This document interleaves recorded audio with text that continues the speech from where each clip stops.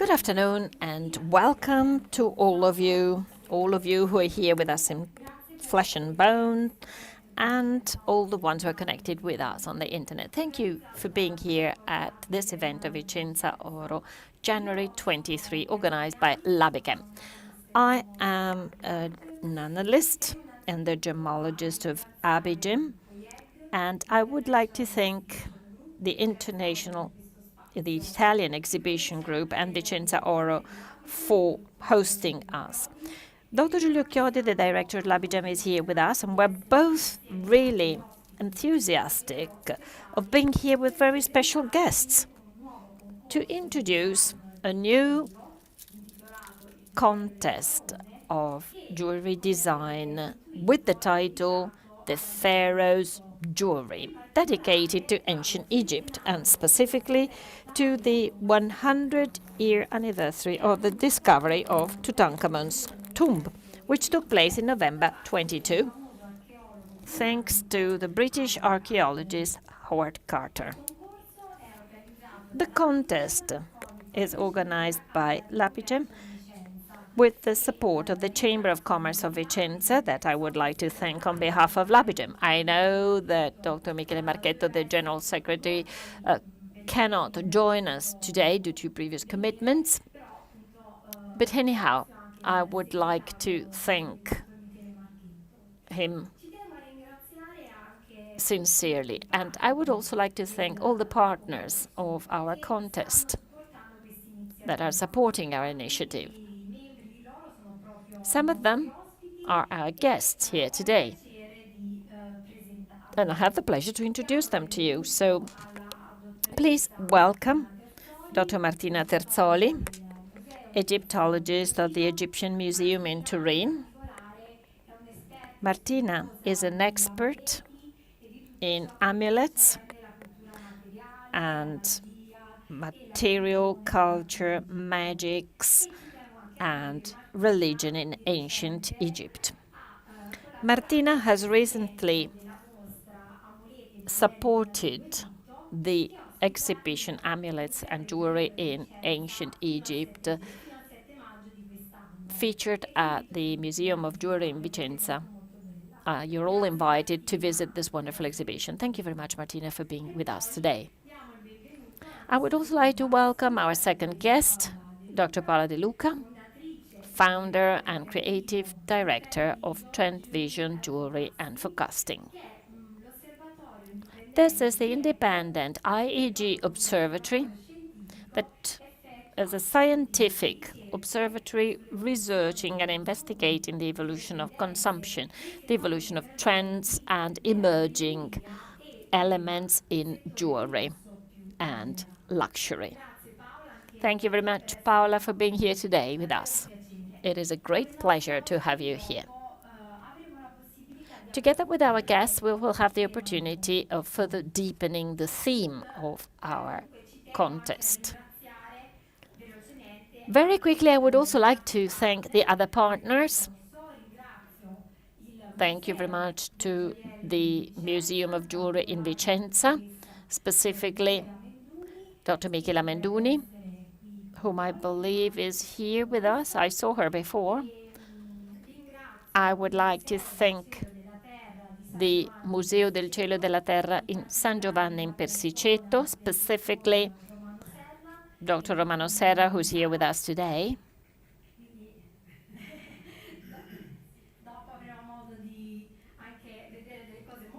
Later on, we will see some wonderful items that Mr. Romano Serra brought here for us. I would like to thank the Club per l'UNESCO of Vicenza, the workshop Saggio Metalli of the Chamber of Commerce in Vicenza, specifically Mr. Gianluca Pozzo, who's here with us.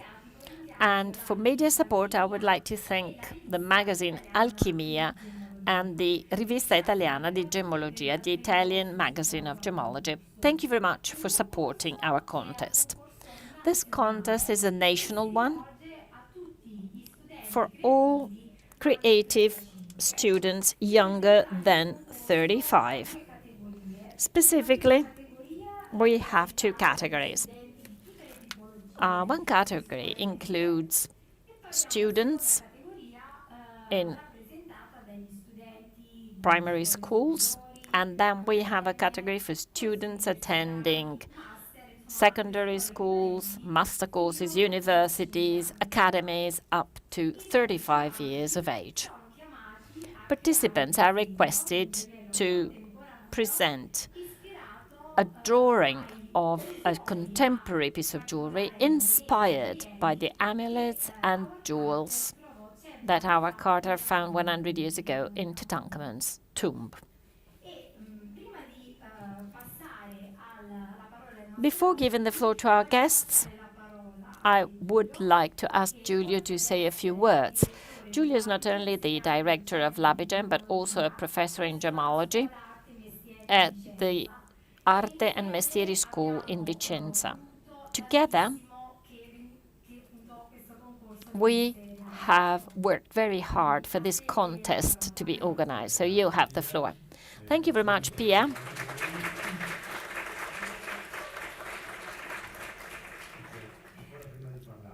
Oh, I'm getting an applause even before I start talking. Anyway, thank you very much to all of you. Thank you very much for IEG for providing us with this wonderful room to present our contest in such an amazing context, the Vicenza Fair.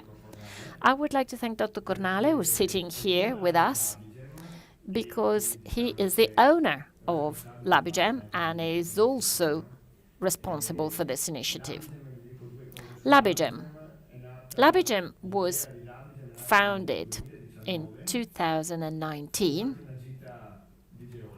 when a group of geologists undertook a journey. I was sitting in the same car as Dr. Cornali, and Dr. Cornali said, Giulio, let's open a gem lab in Vicenza. That was December 2019, and in March 2020, we were organizing at the Voice of Gold in Vicenza our laboratory. LabiGem today is a very modern laboratory focusing on gemmology with state-of-the-art instruments focusing on gemmological analysis of minerals, and together with the Laboratorio Saggi Metalli, we also analyze gold alloys. So we're equipped with state-of-the-art instrumentation that allow us to carry out also very special investigations and analysis. This year, we received samples from the earth and from the sky, samples that have brought us in contact with the Egyptian world. And I believe that Pia should say more about these samples since she has been carrying out the analysis. Thank you, Giulio. Well, I like to say the following. Very often people tend to think that working in a lab is boring, but gemmologists are lucky enough to work with amazing materials. Materials that tell us the history and the story of our planet, as well the history and story of famous people who have worn them and made them famous.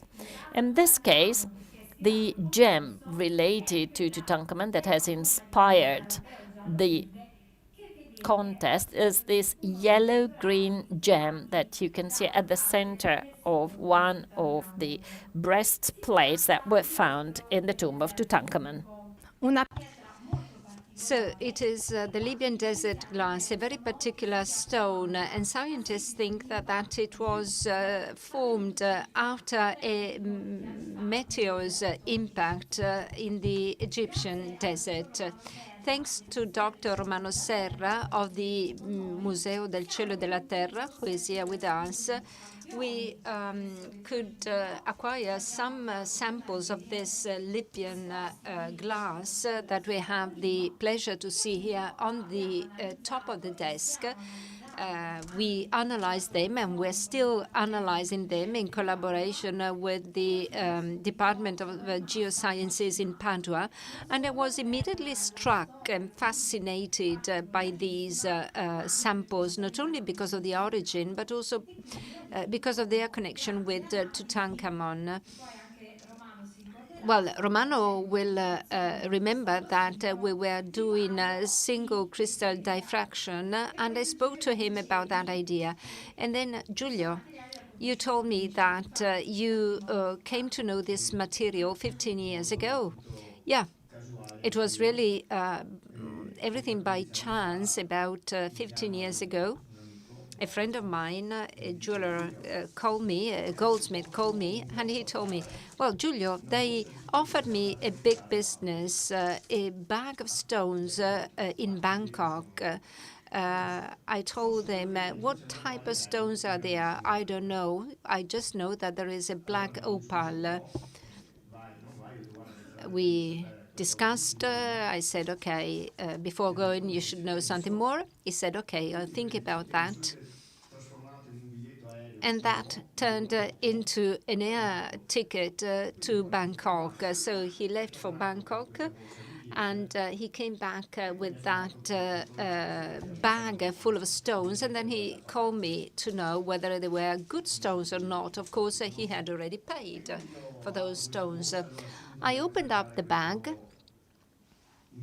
I immediately looked for that Australian black opal, and actually I found it, but unfortunately it was worked, so low quality embellished stone. And then there were also other stones, quartz, etc. I don't know how much he paid for that bag, but it was a rather considerable sum of money. Well, he asked me to analyze some pieces. I started to examine them, and I came to examine a strange stone, a yellow one. At the time, I had just a normal investigation devices. So I understood that it was a special stone. It was glass. At the microscope, I understand that it is natural glass, but I didn't know anything about the origin of that material. And so I did something particular, not so much for us, but perhaps for young people, it is particular. I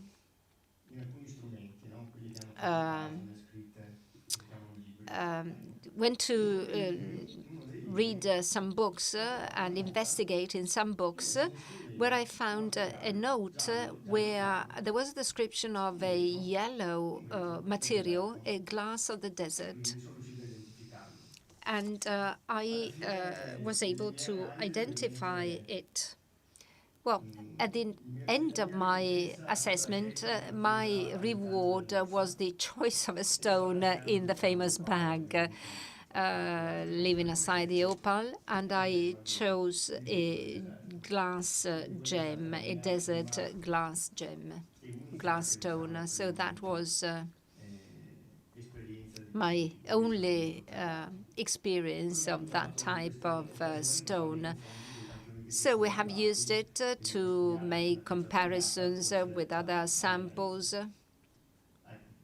So that's the story. Well, just another comment for the students, and I launch a slogan. Well, I'm very happy that we have students of the fashion jewelry coordinator courses and jewelry design of the School of Vicenza. So we're very happy to have you here.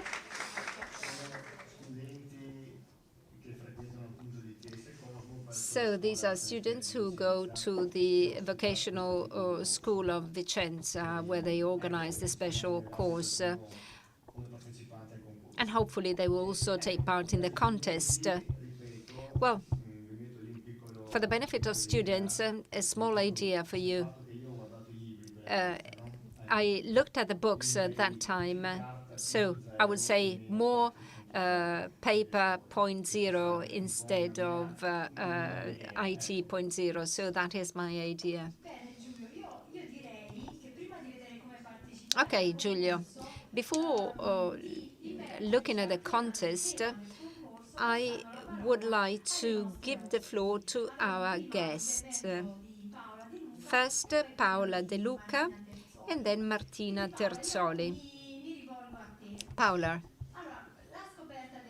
The discovery of the tomb of Tutankhamun, as we know, gave rise to a certain obsession called Egyptomany, with a passion for Egyptian art, and we have traces in various sectors, including jewelry and goldsmith. Well, as you are an expert in design and trend, so you are the most appropriate person to show you how Egyptian art, despite the time elapsed since the discovery, is still a source of inspiration. So the floor to you, and thank you again for being here.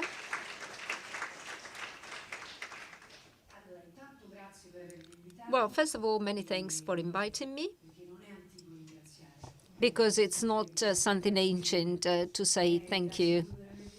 So thank you so much. I would like to thank IEG, Trendvision, the audience. I'll be brief. I don't like to bore people. Well, of course, all of you have very interesting things to say, and I apologize because I will have to leave and I will miss the presentation by our Egyptologist. It's my fault, but I have to leave and go to Turin. So I like the idea of starting from the idea of paper and the importance of paper, as Giulio said. Well, I'm a futurist by profession. That is, that I study innovation because the future starts from the present, and so our present is there. What historians and anthropologists and Egyptologists have studied. So there are some words in English, but I will continue to speak Italian. So let's start from history. History is never out of fashion. And this is a very interesting historical age, a period where we need books, instrument 1.0, but despite being Generation X or a boomer, but boomers are those older than 60. So indeed, the digital world has opened up incredible frontiers. Our audience here are so-called digital natives. So smartphones, computers become a sort of a magic screen where you enter into parallel worlds, and where whatever the question you raise, you have an answer. Well, not necessarily the right answer, because you have to learn how to identify the sources. But of course, to have such a universal encyclopedia in just a few seconds is something incredible.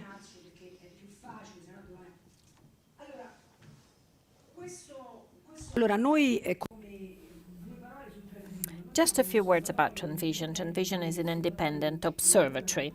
So we work throughout the year investigating social and cultural changes that actually reflect changes in life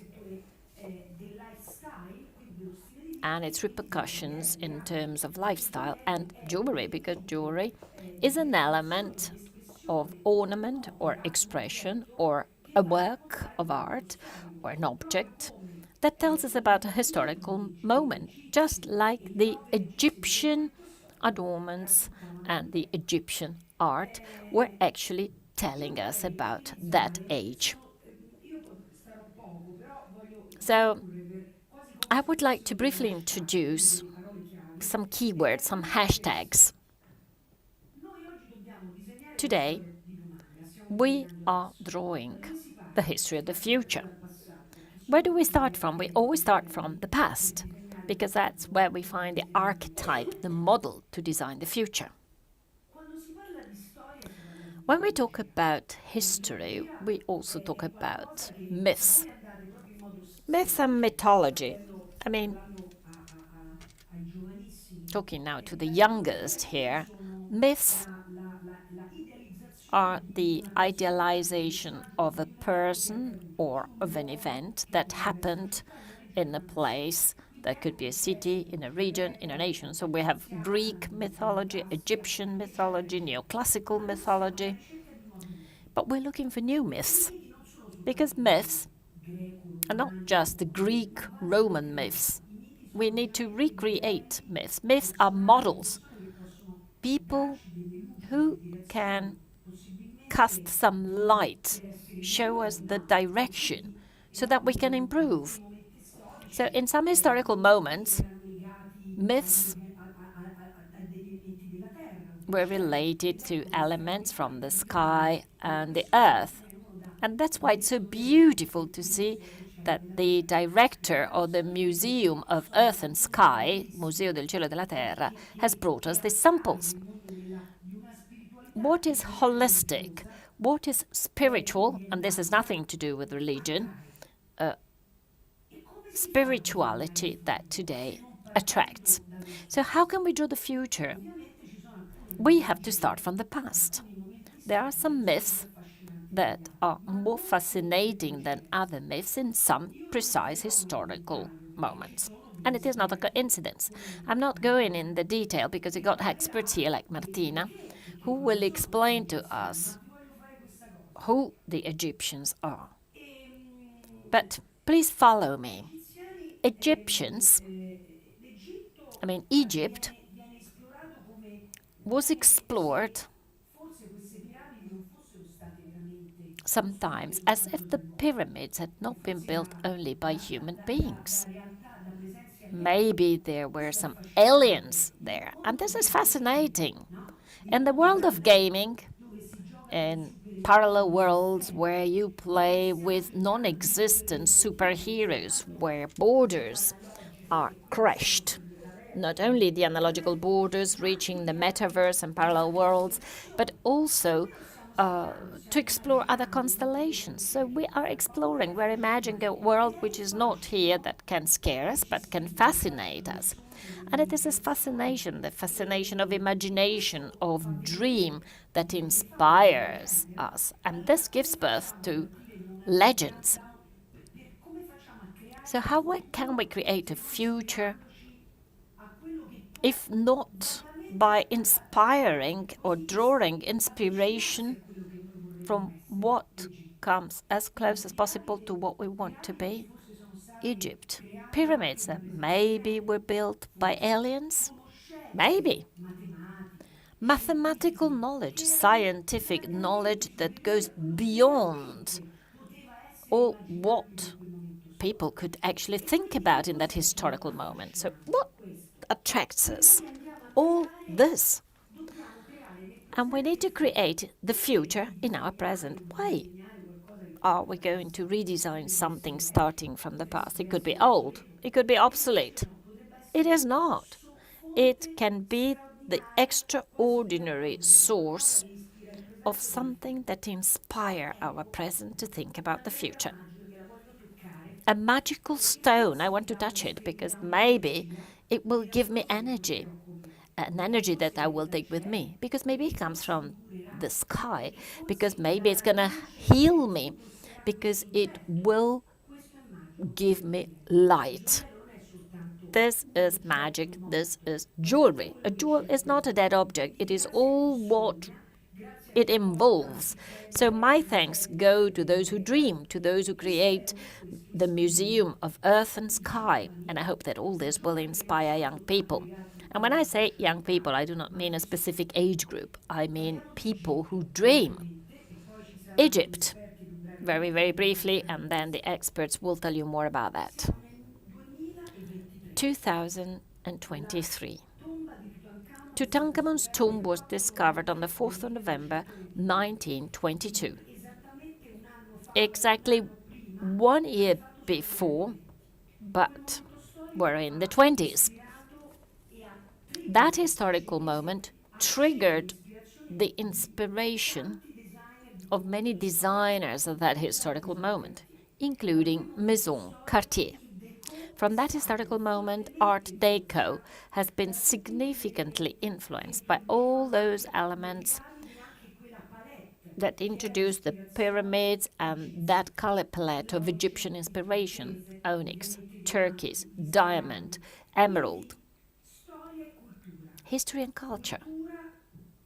Culture 1.0, the book, or maybe we should say 1000.0, because when you open a book, fabulous stories can be created that human beings have included in a wonderful encyclopedia, which is also our smartphone and the metaverse.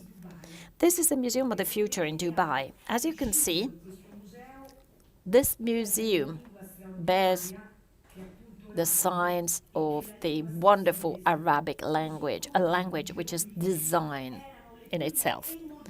Just like hieroglyphs were the first emojis of the universe, Egyptians used to communicate through images.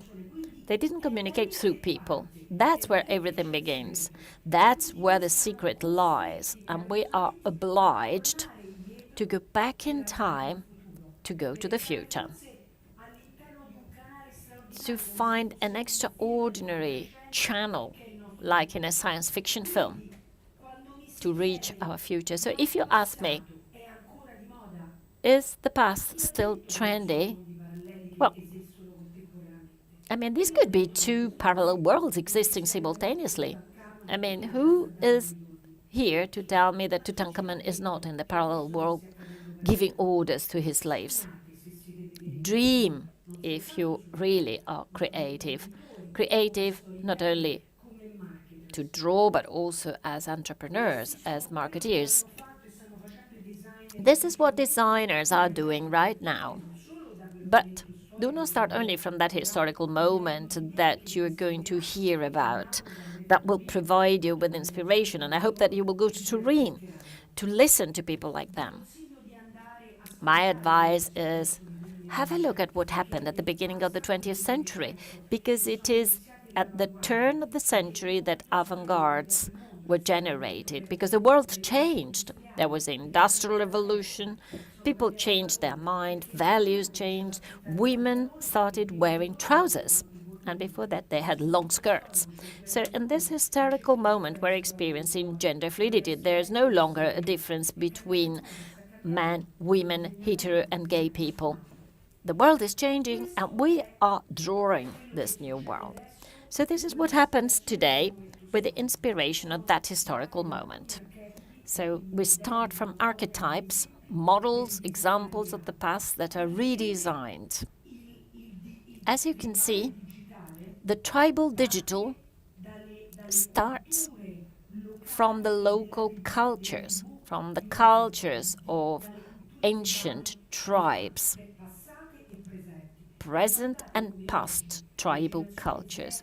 The Z generation tells us about themselves with similar shapes, similar aesthetic codes, and innovative materials that can also mix and match with these magical objects, combining them with titanium, galvanized technologies, natural diamonds, lab-grown diamonds. There's no border, no limit for what the present is and what our future is going to be.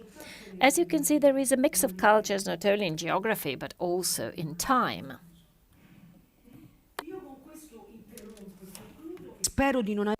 So I stop here. I hope I did not bore you. Thank you so much for listening to me. And I hope that I could give those small contribution Yeah, certainly, Paola. Thank you so much. I thank you and Trendvision for your interest and support in the contest. Certainly, your presentation highlighted one of the aims of the contest, that is to take inspiration from the past and make it modern and contemporary. Thank you so much, Paola, for being with us. Grazie mille Paola, ci sentiamo ci aggiorniamo. Very well. So, now, a dive in the past with Mrs. Dr. Terzoli, who will describe the discovery of Tutankhamun tomb, and she will tell us about the discovery of those amulets. Thank you so much for inviting me. It's a pleasure to be with you. I will make a short overview of some of the jewels found in the tomb of the Pharaoh. Now, before diving into it, I would like to make reference to what Paola said about jewels in ancient Egypt. Well, jewels have to do with beauty and the care for the body, meant in an aesthetic way. So jewels were worn in order to make the body more beautiful. They could be of various types, necklaces with pearls, which could be metal, but there were also rings, bracelets, brooches, many jewels. And the most colorful jewels developed during the new reign between 1503 and 1700 before Christ, and those indicated status symbols. So wearing a jewel was a way to indicate one's own social status. So we found jewels in many tombs, and what's interesting is that we can also look at the icons. For example, here you see a fragment of a drawing coming from Bebamon tomb in the New Reign, preserved at the British Museum, and the main character wears this wide necklace made by several pearls, and which covered the neck and part of the breast. What's interesting is that this icon shows us examples, tangible examples of these colors. In particular, this one is conserved at the Metropolitan Museum, and you see that it corresponds to the one which is drawn on Meben.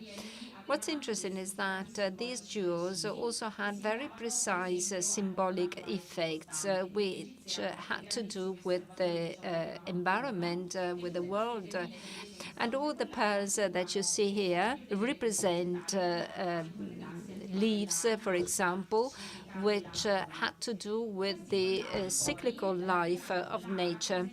Now, these necklaces represented true and proper flower crowns, so real vegetal elements which were worn in specific occasions. This one was found in Tutankhamun's tomb.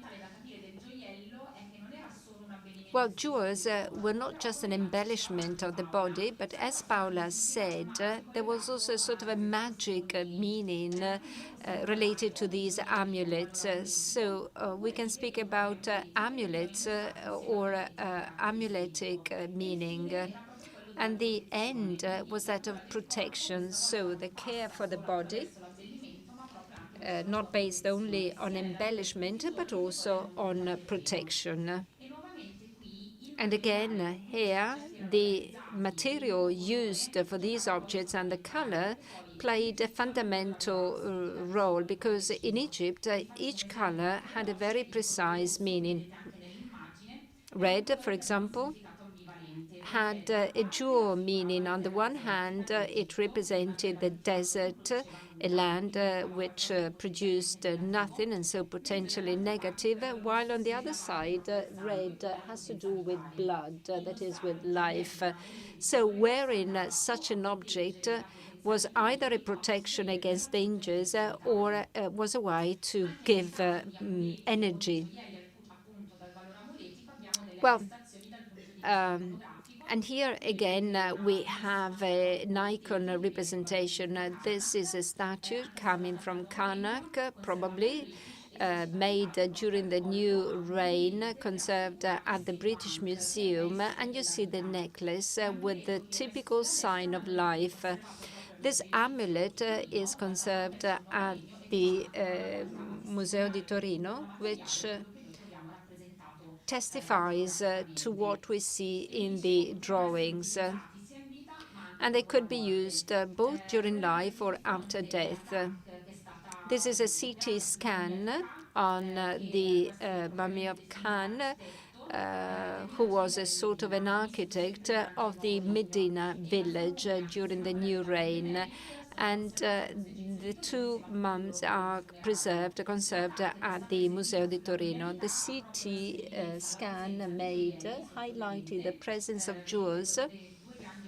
You see these two big earrings, probably in gold, and a necklace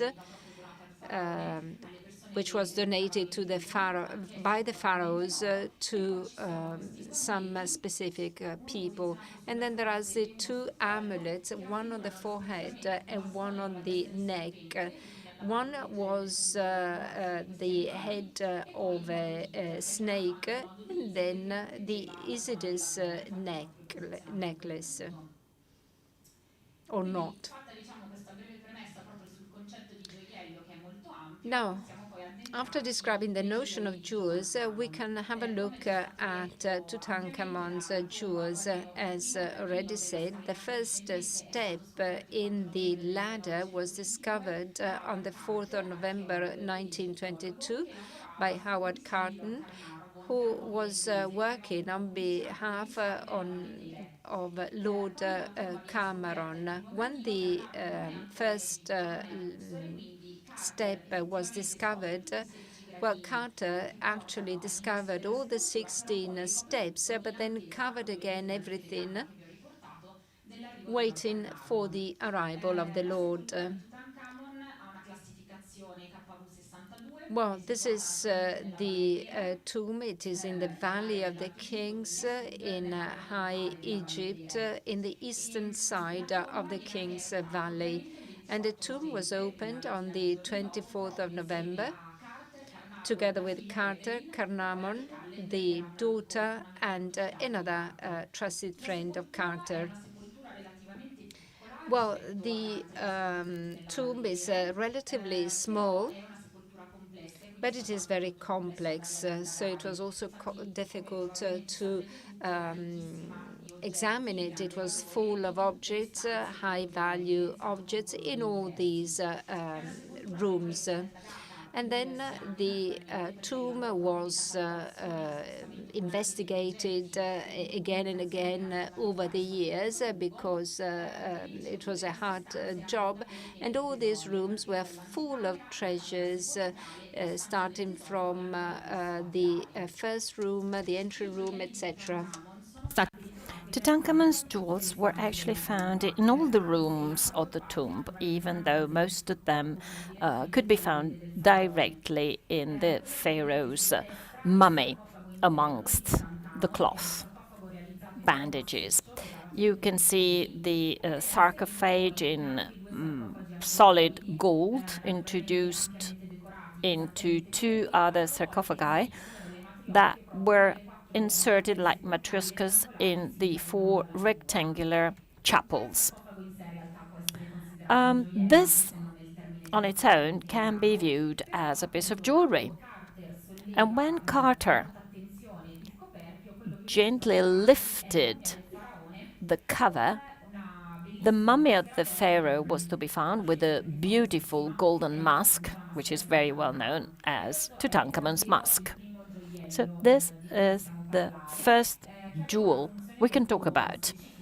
And it had a specific function, protecting the face of the pharaoh and keeping the body intact so that the pharaoh could go to the other world.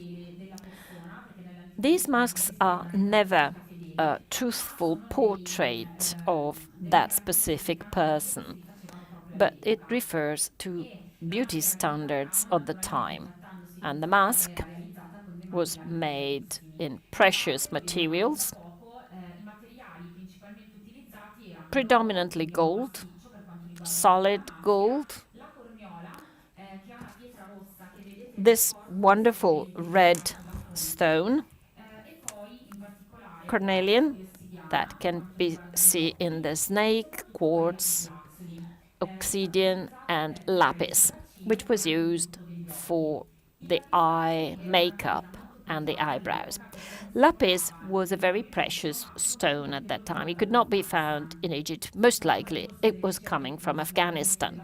We're still investigating the provenance of lapis, but the area of provenance for jewels in ancient Egypt is probably Afghanistan.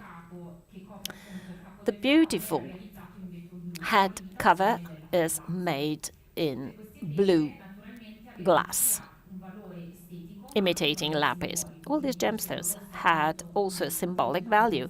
Red protects from danger, and in this case it is associated with the Wadjet divinity with a cobra on the forehead of the pharaoh representing the Low Egypt, and the blue lapis symbolizing water, therefore life.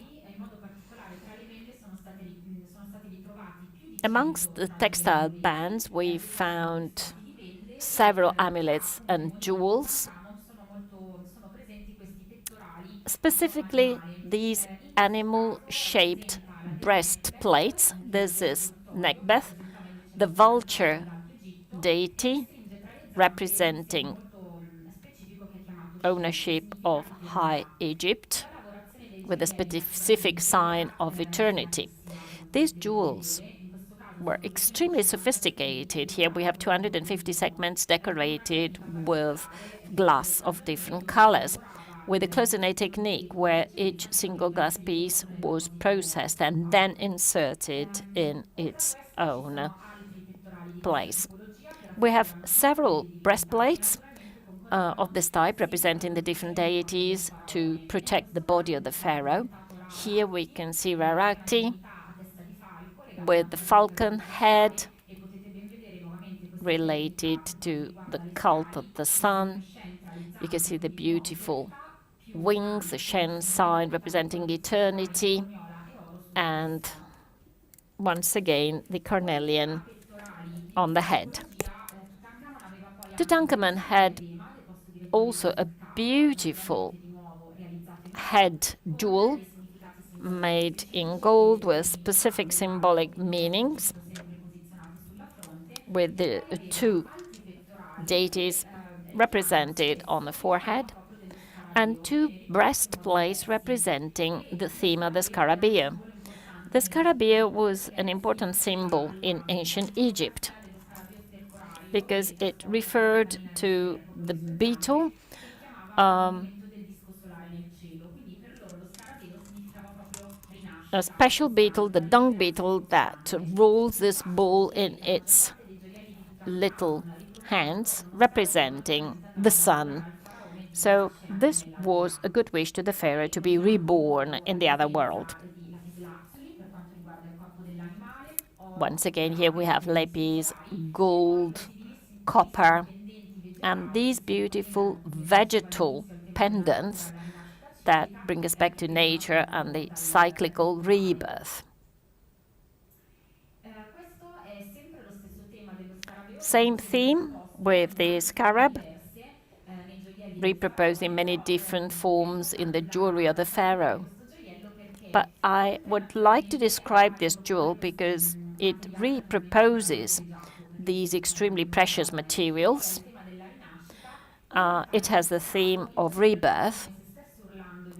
And it actually screams the name of the pharaoh because the two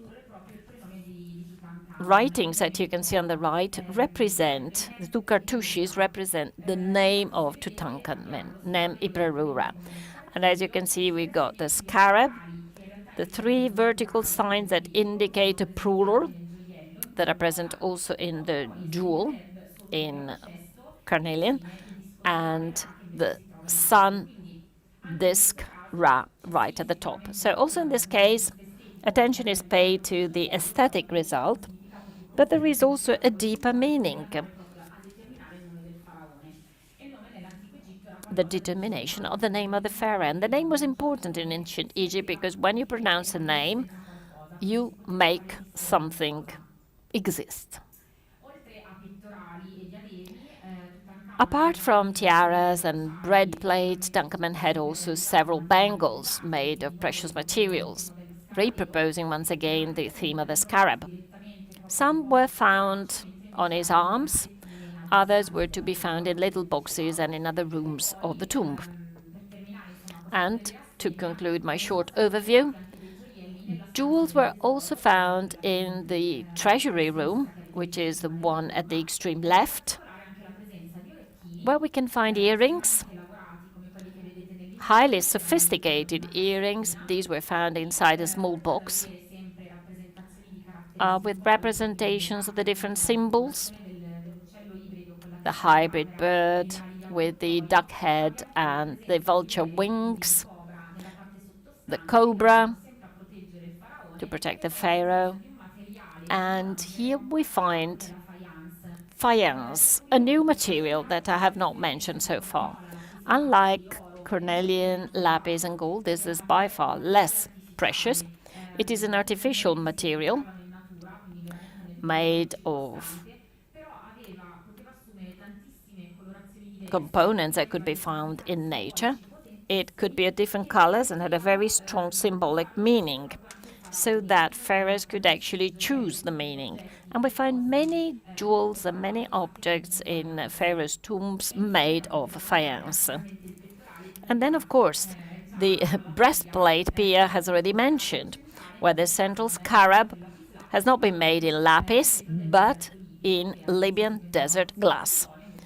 We used to think this was chalcedonium, but the analysis has revealed that it is this wonderful desert glass. And it is curious to see that this material was used, but most likely we can hypothesize, from a symbolic viewpoint, that the color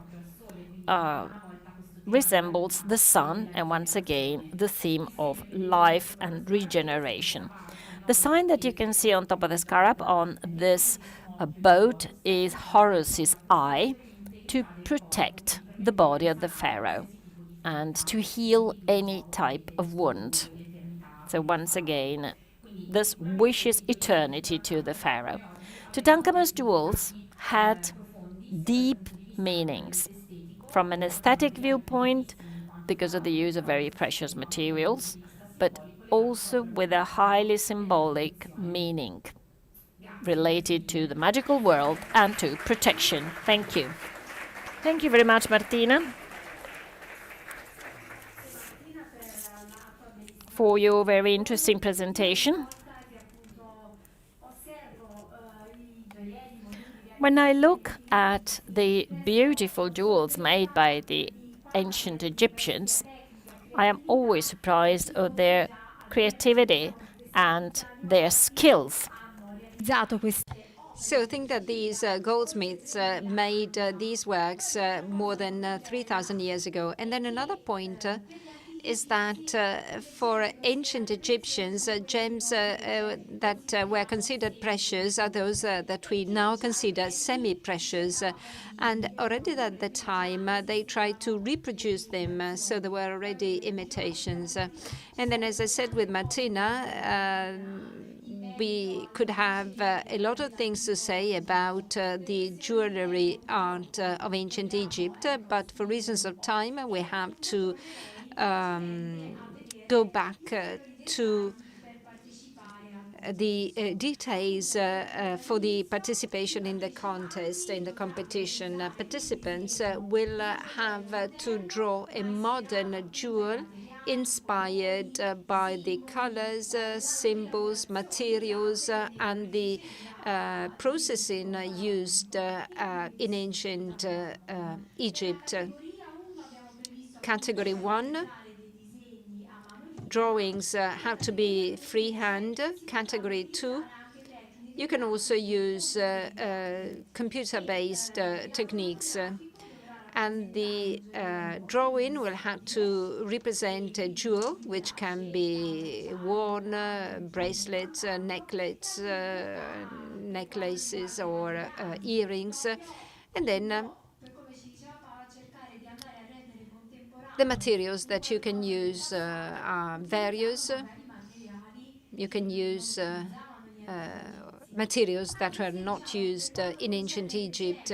Well, as far as gems are concerned, and in view of celebrating ancient Egypt, we would like participants to highlight materials used in ancient Egypt, as Martina described us.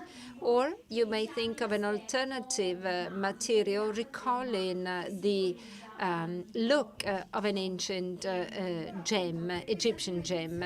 Now, you have full freedom for this first edition of the contest.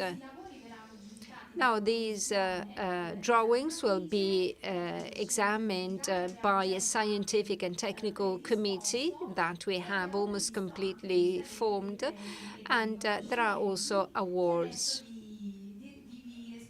that will be now described by Giulio.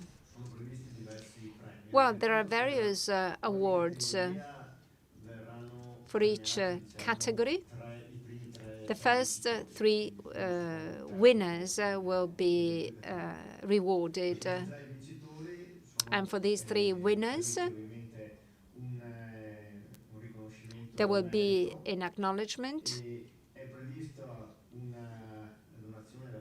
and then a donation by Dr. Romano Serra of a sample of desert glass, and then tickets to the Museo del Gioiello in Vicenza.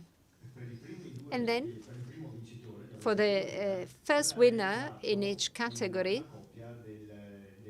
a copy of the jewel will be made by one of the companies which are members of the contest.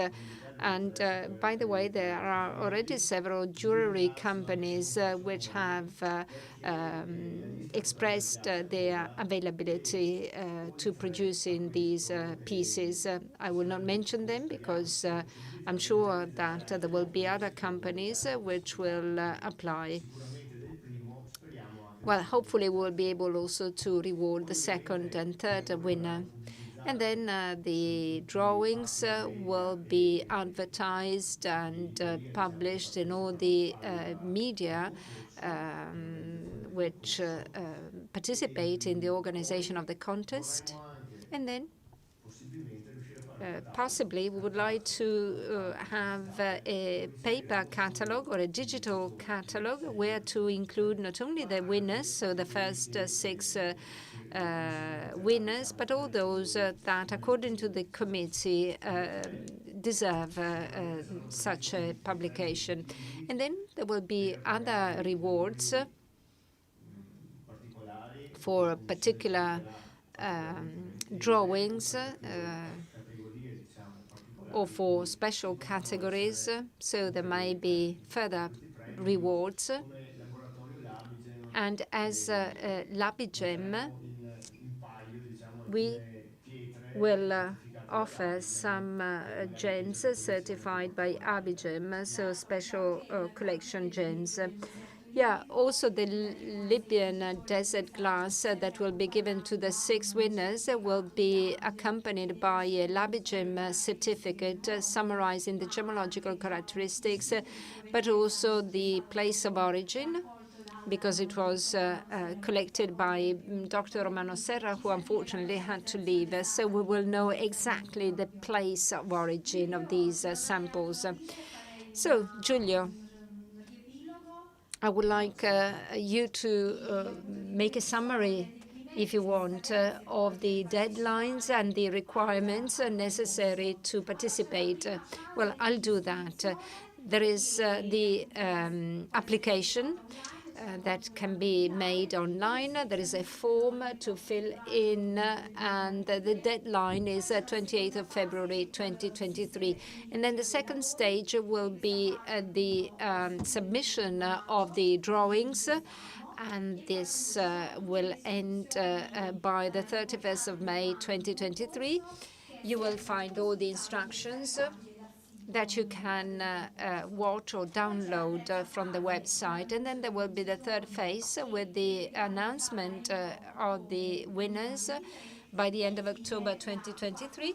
And then the fourth step with the award-giving ceremony here in Vicenza in 1 year's time. So our hope is to meet again in 1 year to celebrate the winners together with the jewelry companies which will produce these pieces. So again, you can find all the information, the form, application form, regulations. You can find all these materials in the website. Well, if you have any doubt or request, you can find the email here and also the telephone number. Giulio, there is now something that we would like to do together. Yeah, a special thank to those who helped us a lot with this event. I would like to invite Dr. Trocchetto to come over to the podium.